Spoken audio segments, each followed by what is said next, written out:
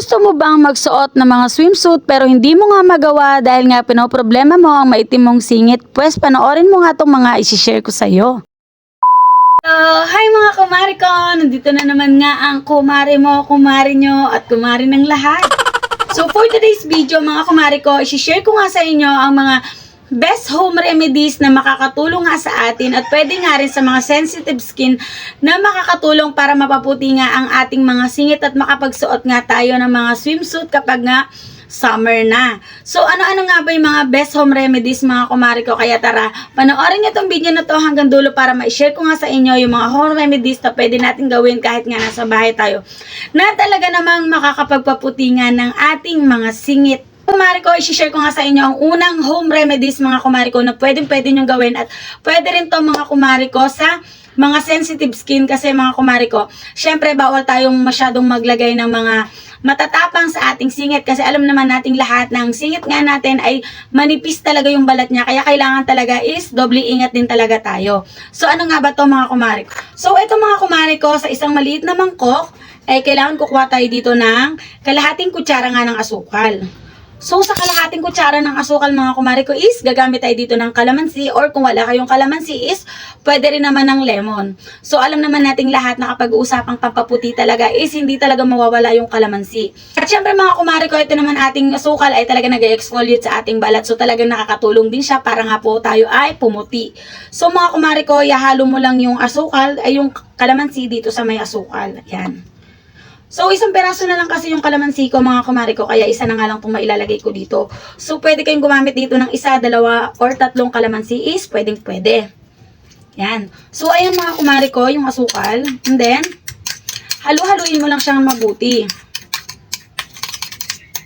Pag ganito na siya mga kumari ko at medyo natunaw na nga siya sa kalamansi, pwedeng-pwede nyo na po siyang ipahid sa inyong singit. So, hindi ko napapakita sa inyo mga kumari ko, syempre.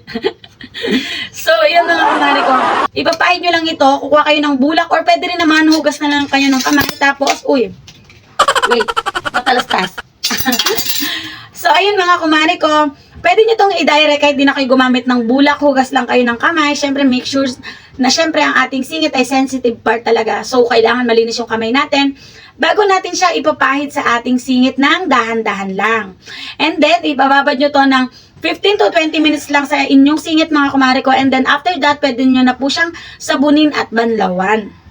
So, ang pangalawang paraan naman mga kumari ko na pwede nyo rin pampaputi ng singit is ang baby oil. Yes, mga kumari ko. Ang baby oil, kumuha ka lang ng bulak, tapos pigaan mo rin ng kalamansi mga kumari ko. Maglagay ka sa isang maliit na bowl din. Maglagay ka ng isang kutsarang baby oil and then isang peraso ng kalamansi. And then paghaluin mo sila. And then after that, mga kumari ko is kukuha ka ng bulak, isasawsaw mo dun mismo sa kalamansi at saka sa baby oil mga kumari ko. Tsaka mo naman siya ikukuskos sa ating singit. Yes, mga kumari ko. At dun pa lang makikita mo na pag kinuskos mo mga kumari ko kasi magtatanggalan talaga yung libag dyan sa mga singit nyo.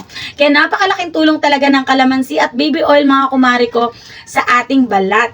At ang pangatlong paraan naman mga kumari ko, kung ayaw nyo nga ng baby oil, kalamansi at asukal mga kumari ko, is meron pa naman tayong pantatlong option na pwede nga na makapagpaputi nga ng ating mga singit. Yes mga kumari ko, sa usapang panlinis at pampaputi mga kumari ko, eh hindi naman mawawala dyan ang baking soda. So mga kumari ko, kukuha ka lang ng kalahating kutsara ng baking soda, tapos lalagyan mo siya ng kaunting tubig lamang, and then after that, halu-haluin mo, and then tunawin mo. After that mga kumari ko is, ipahid mo na siya sa iyong singit and ibabad mo ng 15 minutes lamang po. Pag nababad mo na po siya ng 15 minutes, saka mo naman po siya babanlawan. So mga kumari ko, sa paggamit pala ng baking soda mga kumari ko is, kailangan natin magdoble ingat. So gagawin nyo lang to mga kumari ko is, pwede nyo siyang gawin ng 2 times a week lamang mga kumari ko. Hindi nyo siya pwedeng araw-arawin dahil alam naman natin ang baking soda po is medyo matapang. And then pag sa singit natin siya gagamitin, medyo manipis talaga yung balat ng singit natin. Kaya kailangan talaga nating mag-ingat. Pero kung ang gagamitin nyo naman po is yung baby oil at kalamansi, pwede siya araw-araw kasi mas mabilis siyang makakapagpaputi ng kilikili. So, yun lang naman mga kumari ko. Ang masishare ko sa inyong tips, home remedies mga kumari ko, na makakatulong nga sa inyo para nga pumuti ang singit nyo and then yung likod nga ng legs nyo na medyo dark is pwede nyo pong gamitin yung mga na-share ko nga po sa inyo. So, yun lang naman mga kumari ko. Sana nga nagustuhan nyo itong shinare ko sa inyong tips at kung nagustuhan nyo nga mga kumari ko, pare-act pa share at follow na nga lang din po ng aming page. Yun lang. Salamat!